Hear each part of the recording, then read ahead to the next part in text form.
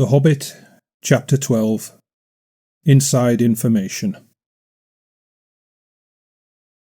For a long time the dwarves stood in the dark before the door and debated, until at last Thorin spoke.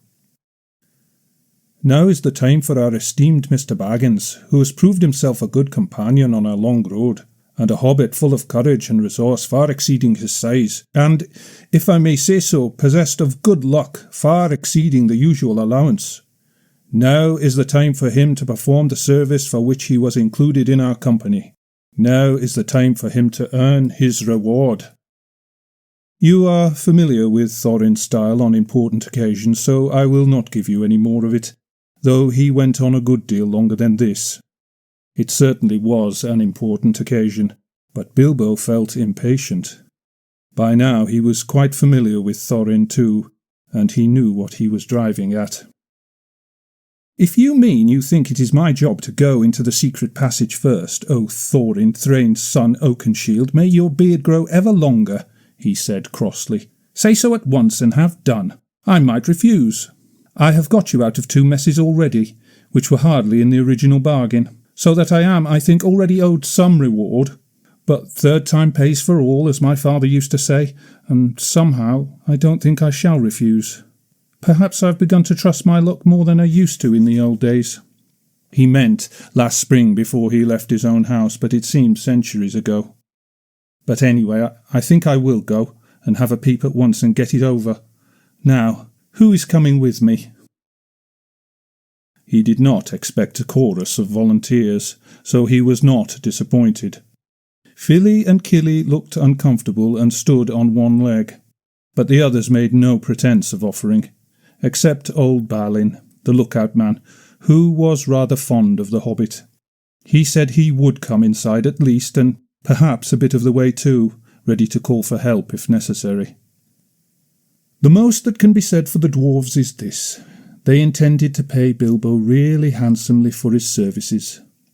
They had brought him to do a nasty job for them, and they did not mind the poor little fellow doing it if he would.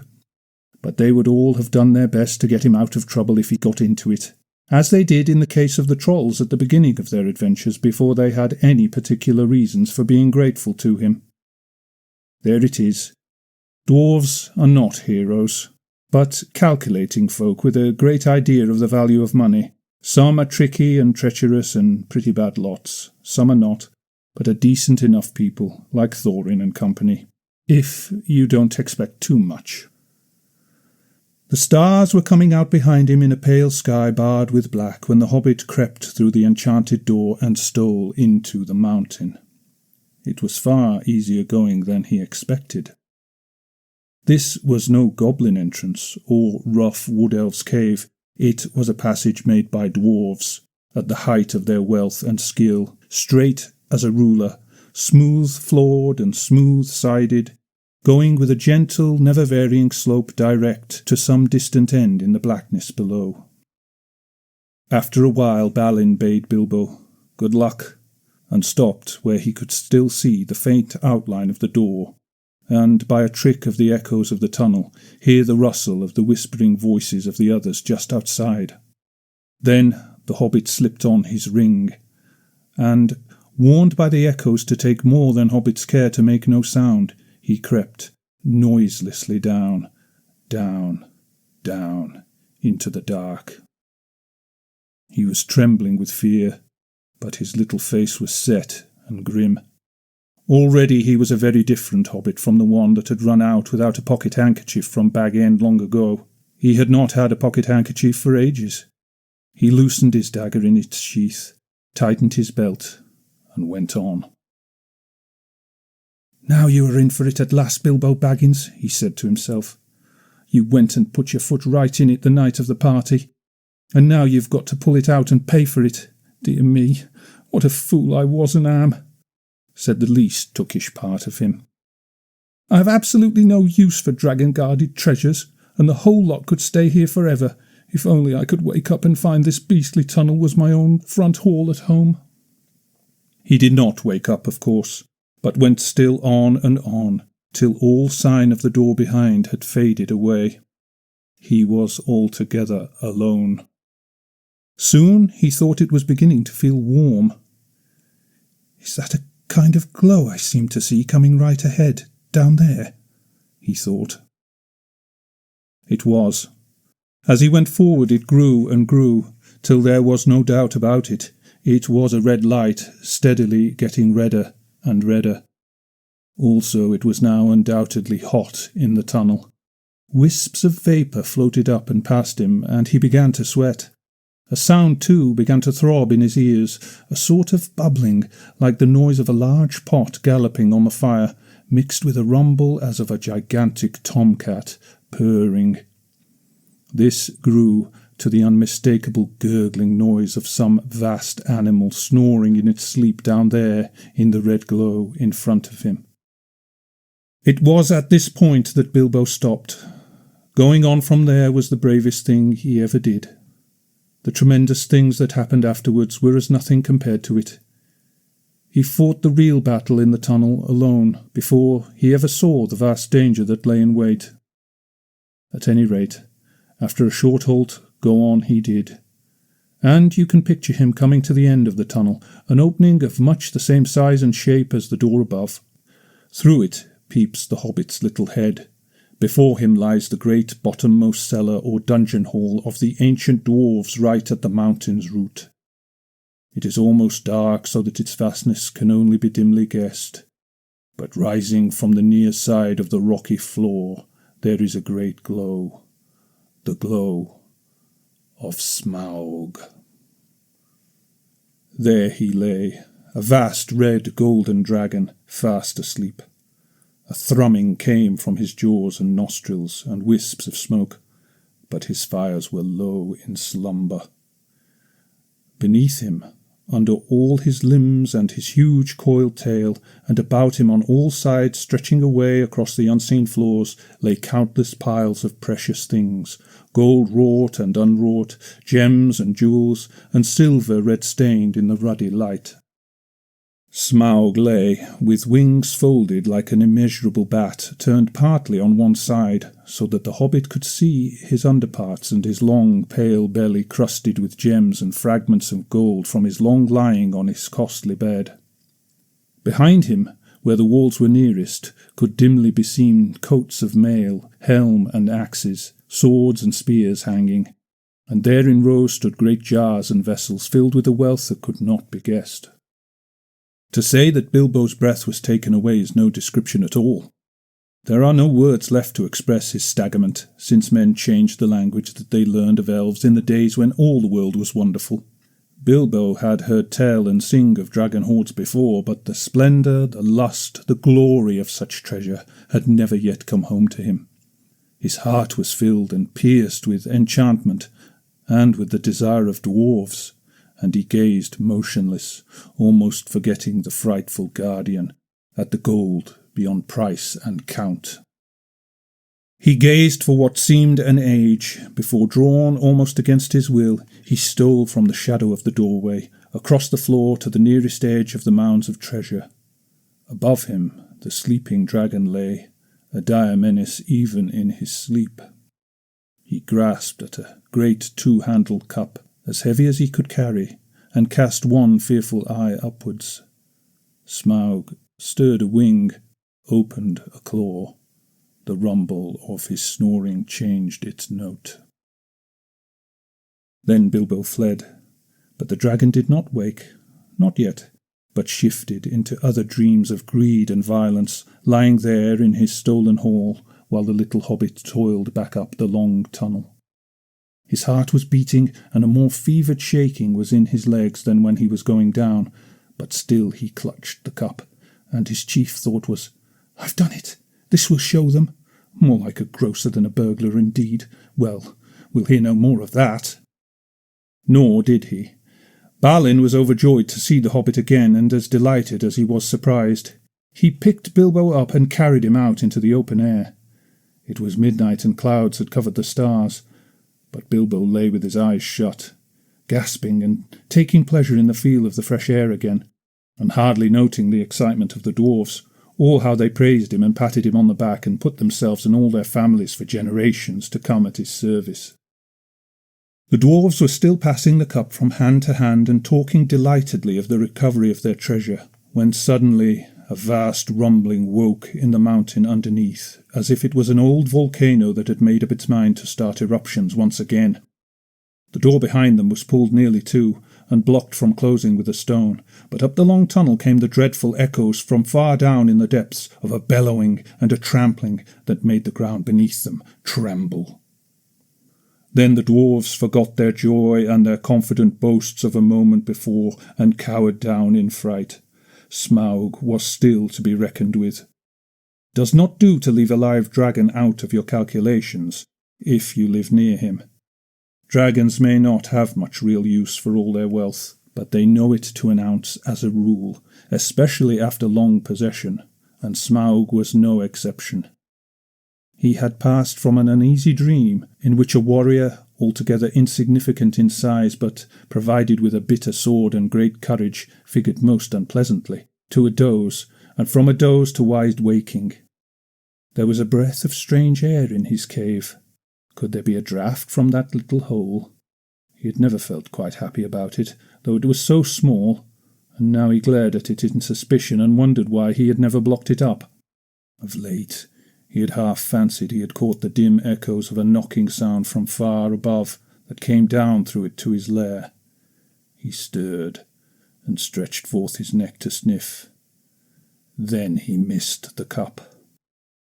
Thieves! Fire! Murder! Such a thing had not happened since first he came to the mountain.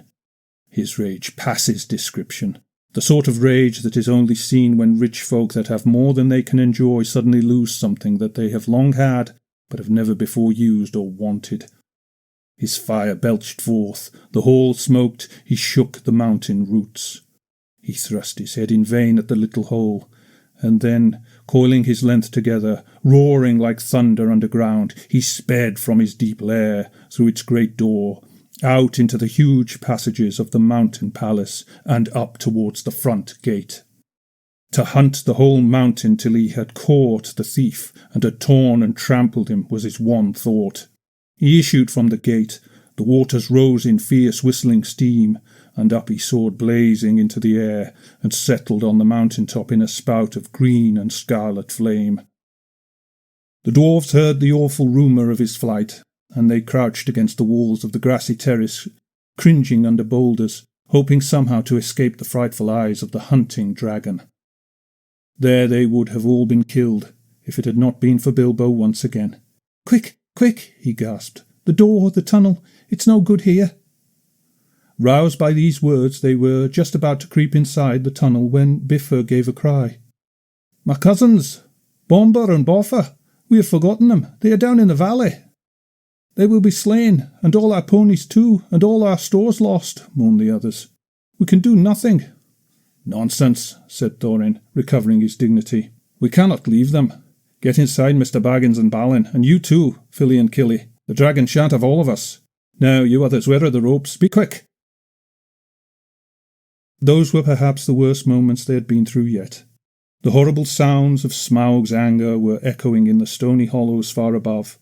At any moment he might come blazing down, or fly whirling round and find them there, near the perilous cliff's edge, hauling madly on the ropes. Up came Boffer, and still all was safe. Up came Bomber, puffing and blowing while the ropes creaked, and still all was safe.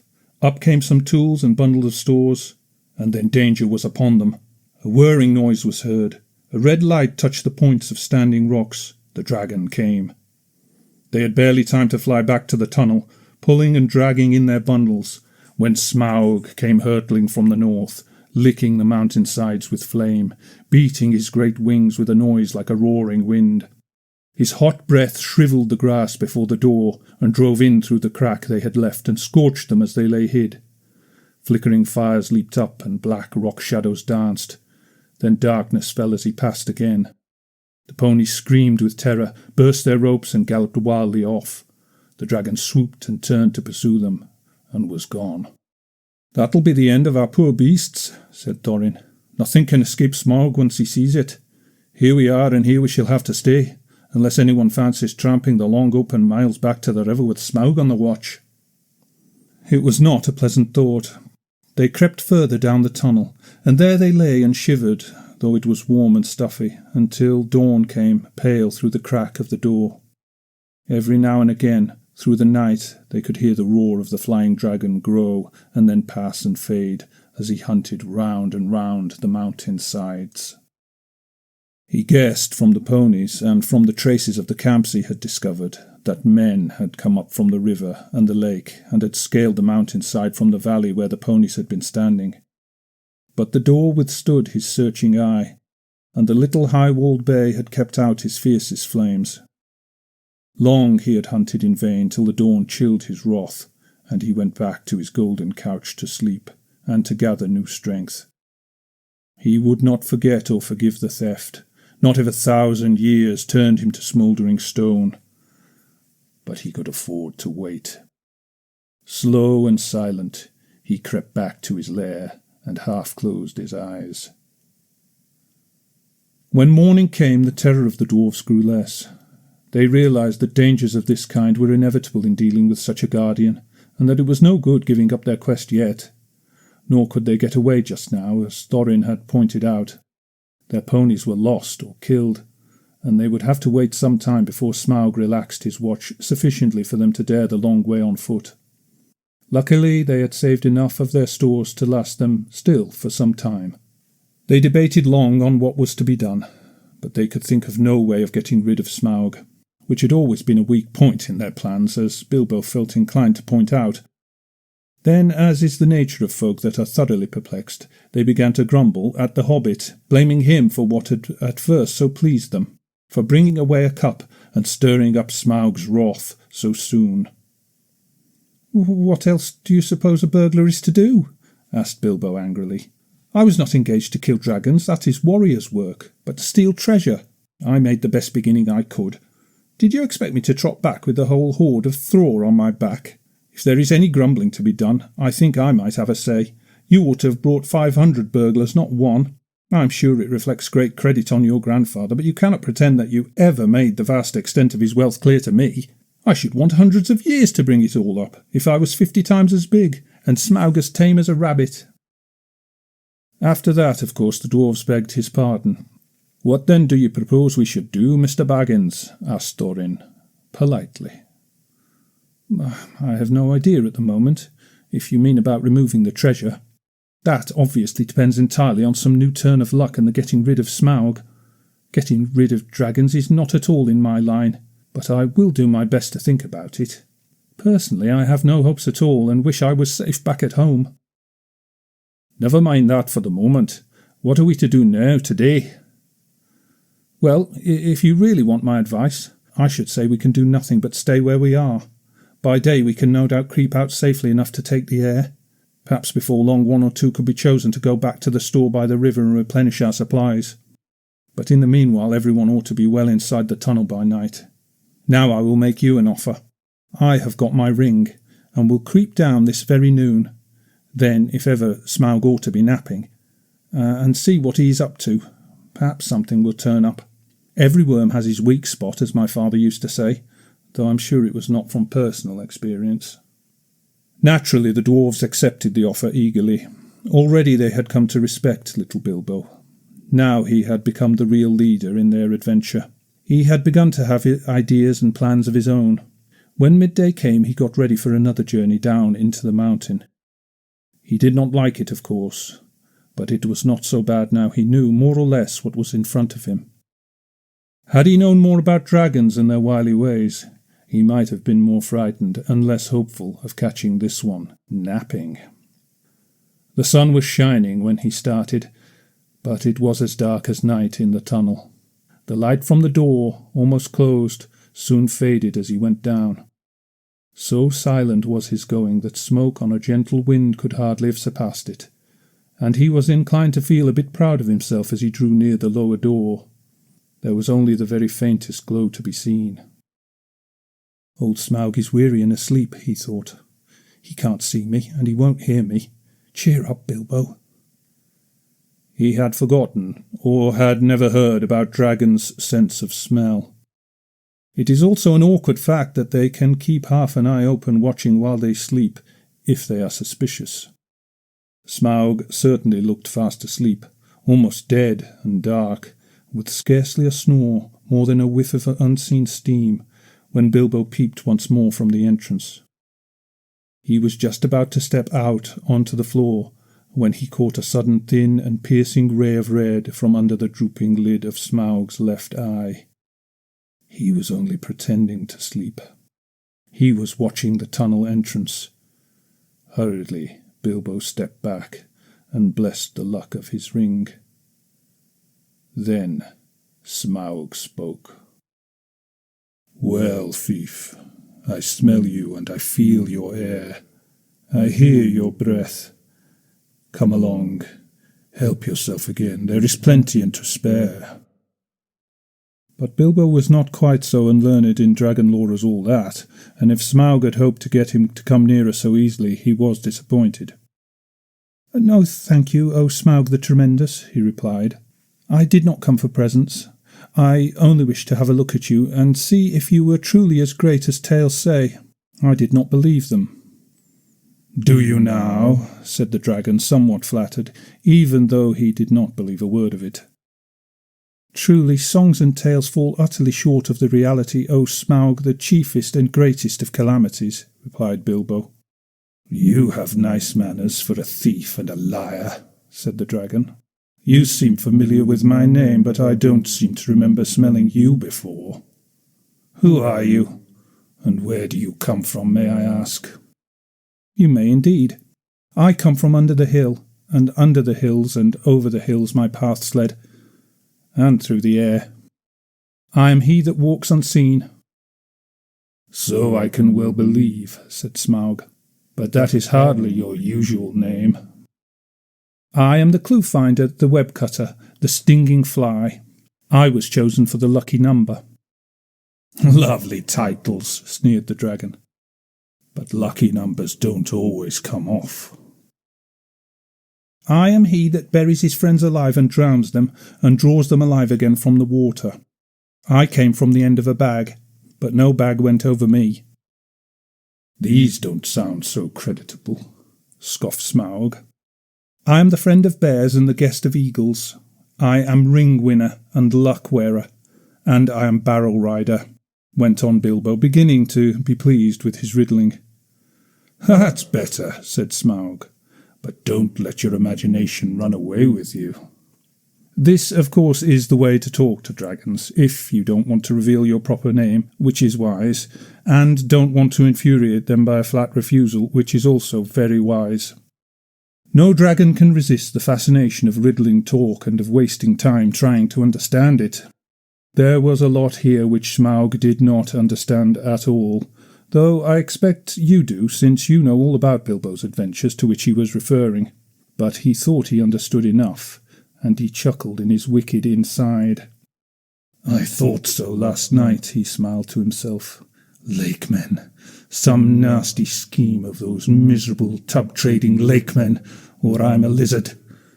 I haven't been down that way for an age and an age, but I will soon alter that." "Very well, O Barrel Rider," he said aloud. "Maybe Barrel was your pony's name, and maybe not, though it was fat enough. You may walk unseen, but you did not walk all the way. Let me tell you, I ate 6 ponies last night, and I shall catch and eat all the others before long. In return for the excellent meal, I will give you one piece of advice for your good. Don't have more to do with dwarves than you can help." "Dwarves?" said Bilbo in pretended surprise. "Don't talk to me," said Smaug. "I know the smell and taste of dwarf, no one better. Don't tell me that I can eat a dwarf-ridden pony and not know it. You'll come to a bad end if you go with such friends, thief barrel rider. I don't mind if you go back and tell them so from me." But he did not tell Bilbo that there was one smell he could not make out at all. Hobbit smell. It was quite outside his experience, and puzzled him mightily. "I suppose you got a fair price for that cup last night," he went on. "Come now, did you? Nothing at all? Well, that's just like them. And I suppose they are skulking outside, and your job is to do all the dangerous work and get what you can when I'm not looking. For them. And you will get a fair share. Don't you believe it? If you get off alive, you will be lucky. Bilbo was now beginning to feel really uncomfortable. Whenever Smaug's roving eye, seeking for him in the shadows, flashed across him, he trembled, and an unaccountable desire seized hold of him to rush out and reveal himself and tell all the truth to Smaug. In fact, he was in grievous danger of coming under the dragon spell. But plucking up courage, he spoke again. "You don't know everything, O Smaug the Mighty," he said. "Not gold alone brought us hither." "Ha-ha, you admit the us," laughed Smaug. "Why not say us 14 and be done with it, Mr. Lucky Number? I am pleased to hear that you had other business in these parts beside my gold. In that case you may perhaps not altogether waste your time. I don't know if it has occurred to you that even if you could steal the gold bit by bit, a matter of 100 years or so, you could not get it very far. Not much use on the mountainside. Not much use in the forest. Bless me, had you never thought of the catch? A 14th share, I suppose, or something like it. Those were the terms, eh? But what about delivery? What about cartage? What about armed guards and tolls?" And Smaug laughed aloud. He had a wicked and a wily heart, and he knew his guesses were not far out, though he suspected that the lakemen were at the back of the plans, and that most of the plunder was meant to stop there in the town by the shore that in his young days had been called Esgaroth. You will hardly believe it, but poor Bilbo was really very taken aback. So far all his thoughts and energies had been concentrated on getting to the mountain and finding the entrance. He had never bothered to wonder how the treasure was to be removed. Certainly never how any part of it that might fall to his share was to be brought back all the way to Bag End under Hill. Now a nasty suspicion began to grow in his mind. Had the dwarfs forgotten this important point too, or were they laughing in their sleeves at him all the time? That is the effect that dragon talk has on the inexperienced. Bilbo, of course, ought to have been on his guard, but Smaug had rather an overwhelming personality. "I tell you," he said, in an effort to remain loyal to his friends and to keep his end up, "that gold was only an afterthought with us. We came over hill and under hill, by wave and wind, for revenge. Surely, O Smaug the unaccessibly wealthy, you must realize that your success has made you some bitter enemies." Then Smaug really did laugh, a devastating sound which shook Bilbo to the floor. While far up in the tunnel the dwarves huddled together and imagined that the hobbit had come to a sudden and a nasty end. "Revenge!" he snorted, and the light of his eyes lit the hall from floor to ceiling like scarlet lightning. "Revenge!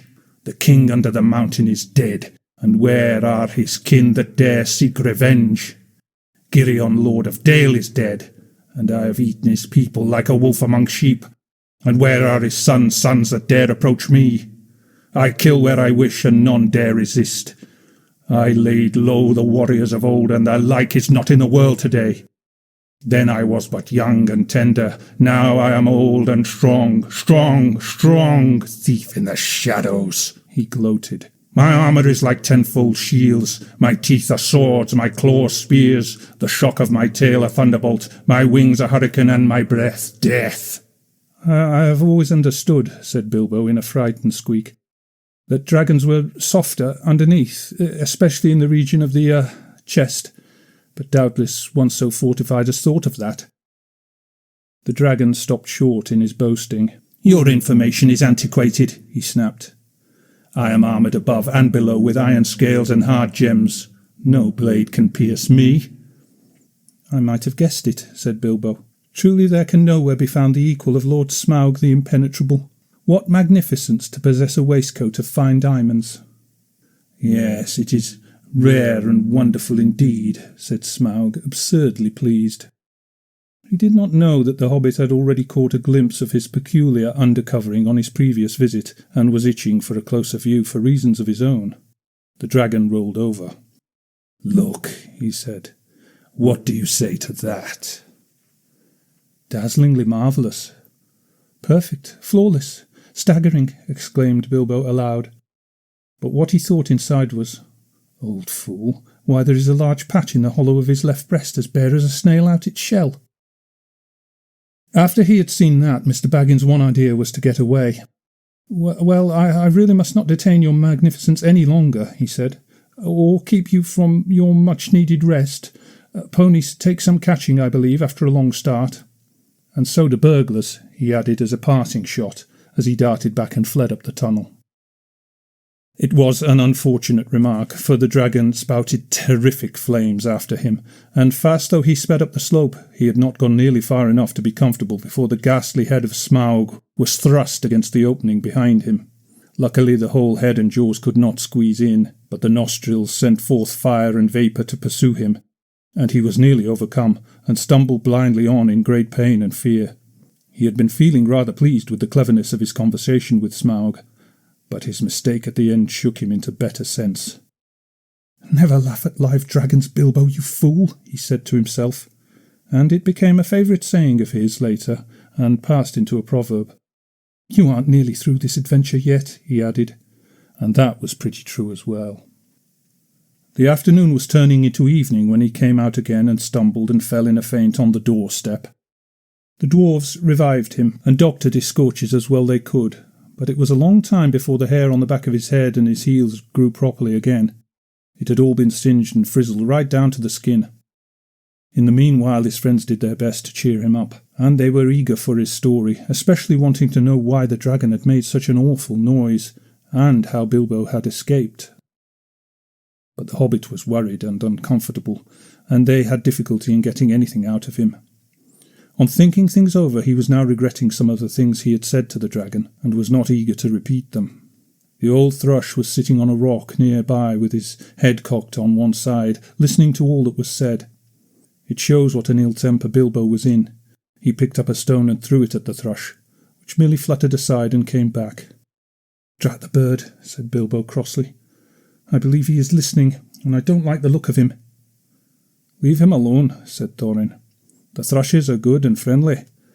This is a very old bird indeed, and it may be the last left of the ancient breed that used to live about here, tamed to the hands of my father and grandfather. They were a long-lived and magical race, and this might be one of those that were alive then, a couple of 100 years or more ago. The men of Dale used to have the trick of understanding their language, and used them for messengers to fly to the men of the lake and elsewhere." "Well, he'll have news to take to Lake Town all right, if that's what he's after," said Bilbo. "Oh, I don't suppose there are any people left there that trouble with thrush language." "Why, what has happened?" cried the dwarfs. "Do get on with your tale." So Bilbo told them all he could remember, and he confessed that he had a nasty feeling that the dragon guessed too much from his riddles added to the camps and the ponies. "I'm sure he knows we came from Lake Town and had help from there, and I have a horrible feeling that his next move may be in that direction. I wish to goodness I had never said that about Barrel Rider. It would make even a blind rabbit in these parts think of the lake men. Well, it cannot be helped, and it is difficult not to slip in talking to a dragon, or so I have always heard," said Balin, anxious to comfort him. "I think you did very well, if you ask me. You found out one very useful thing at any rate, and got home alive, and that is more than most can say who have had words with the likes of Smaug. It may be a mercy and a blessing yet to know of the bare patch in the old worm's diamond waistcoat." That turned the conversation, and they all began discussing dragon slayings, historical, dubious, and mythical, and the various sorts of stabs and jabs and undercuts, and the different art devices and stratagems by which they had been accomplished. The general opinion was that catching a dragon napping was not as easy as it sounded, and the attempt to stick one or prod one asleep was more likely to end in disaster than a bold frontal attack. All the while they talked, the thrush listened, till at last, when the stars began to peep forth, it silently spread its wings and flew away. And all the while they talked and the shadows lengthened, Bilbo became more and more unhappy, and his foreboding grew. At last he interrupted them. "I'm sure we're very unsafe here," he said, "and I don't see the point of sitting here. The dragon has withered all the pleasant green, and anyway the night has come and it is cold. But I feel it in my bones that this place will be attacked again. Smaug knows now how I came down to his hall, and you can trust him to guess where the other end of his tunnel is. He will break all this side of the mountain to bits if necessary to stop up our entrance, and if we are smashed with it, the better he will like it." "You are very gloomy, Mr. Baggins," said Thorin. "Why has not Smaug blocked the lower end then, if he is so eager to keep us out? He has not, or we should have heard him." I don't know. Because at first he wanted to try and lure me in again, I suppose, and now perhaps because he's waiting till after tonight's hunt, or because he does not want to damage his bedroom if he can help it, but I wish you would not argue. Smaug will be coming out at any minute now, and our only hope is to get well in the tunnel and shut the door." He seemed so much in earnest that the dwarves at last did as he said, though they delayed shutting the door. It seemed a desperate plan, for no one knew whether or how they could get it open again from the inside, and the thought of being shut in a place from which the only way out led through the dragon's lair was not one they liked. Also, everything seemed quite quiet, both outside and down the tunnel. So for a longish while they sat inside, not far down from the open door, and went on talking. The talk turned to the dragon's wicked words about the dwarves. Bilbo wished he had never heard them, or at least that he could feel quite certain that the dwarves now were absolutely honest when they declared that they had never thought at all about what would happen after the treasure had been won. "We knew it would be a desperate venture," said Thorin, "and we know that still. And I still think that when we have won it will be time enough to think what to do about it. As for your share, Mr. Baggins, I assure you, we are more than grateful, and you shall choose your own 14th as soon as we have anything to divide. I am sorry if you are worried about transport, and I admit the difficulties are great. The lands have not become less wild with the passing of time, rather the reverse. But we will do whatever we can for you, and take our share of the cost when the time comes. Believe me or not, as you like." From that the talk turned to the great hoard itself, and to the things that Thorin and Balin remembered. They wondered if they were still lying there unharmed in the hall below. The spears that were made for the armies of the great King Bladorthin, long since dead. Each had a thrice-forged head, and their shafts were inlaid with cunning gold, but they were never delivered or paid for. Shields made for warriors long dead, the great golden cup of Thror, two-handed, hammered and carven with birds and flowers whose eyes and petals were of jewels. Coats of mail gilded and silvered and impenetrable, the necklace of Girion, Lord of Dale, made of 500 emeralds green as grass, which he gave for the arming of his eldest son in a coat of dwarf-linked rings, the like of which had never been made before, for it was wrought of pure silver to the power and strength of triple steel. But fairest of all was the great white gem, which the dwarves had found beneath the roots of the mountain, the heart of the mountain, the Arkenstone of Thrain. "The Arkenstone, the Arkenstone," murmured Thorin in the dark, half dreaming with his chin upon his knees. It was like a globe with 1,000 facets. It shone like silver in the firelight, like water in the sun, like snow under the stars, like rain upon the moon. But the enchanted desire of the hoard had fallen from Bilbo. All through their talk he was only half listening to them. He sat nearest to the door, with one ear cocked for any beginnings of a sound without.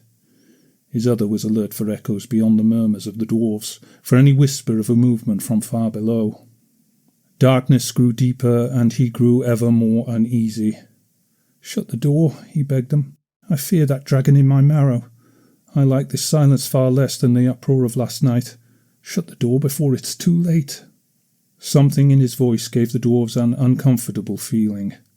Slowly Thorin shook off his dreams, and, getting up, he kicked away the stone that wedged the door. Then they thrust upon it, and it closed, with a snap and a clang. No trace of a keyhole was there left on the inside. They were shut in the mountain.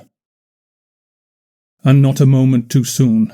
They had hardly gone any distance down the tunnel when a blow smote the side of the mountain like the crash of battering rams made of forest oaks and swung by giants. The rock boomed, the walls cracked, and stones fell from the roof on their heads. What would have happened if the door had still been open, I don't like to think. They fled further down the tunnel, glad to still be alive, while behind them, outside, they heard the roar and rumble of Smaug's fury. He was breaking rocks to pieces, smashing wall and cliff with the lashings of his huge tail, till their little lofty camping ground, the scorched grass, the thrush's stone, The snail-covered walls, the narrow ledge, and all disappeared in a jumble of smithereens, and an avalanche of splintered stones fell over the cliff into the valley below. Smaug had left his lair in silent stealth, quietly soared into the air, and then floated heavy and slow in the dark like a monstrous crow down the wind towards the west of the mountain, in the hopes of catching unaware something or somebody there, and of spying the outlet to the passage which the thief had used. This was the outburst of his wrath, when he could find nobody and see nothing, even where he guessed the outlet must actually be. After he had let off his rage in this way, he felt better, and he thought in his heart that he would not be troubled again from that direction. In the meanwhile, he had further vengeance to take. "Barrow Rider," he snorted, "your feet came from the waterside, and up the water you came without a doubt. I don't know your smell, but if you are not one of those men of the lake, you had their help. They shall see me and remember who is the real king under the mountain." He rose in fire and went away south towards the running river.